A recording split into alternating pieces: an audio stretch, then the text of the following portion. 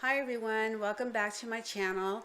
What I'm going to do today is I'm retaking the how to bring your Amazon items into your Blogger.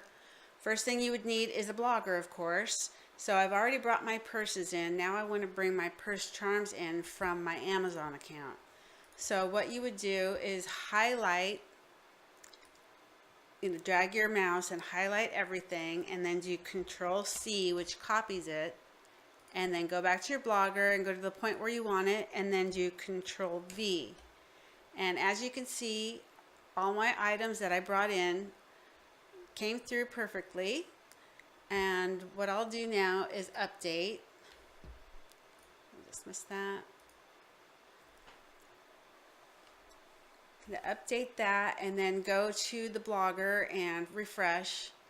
And as you can see, all my items are perfectly in here just the way I want it.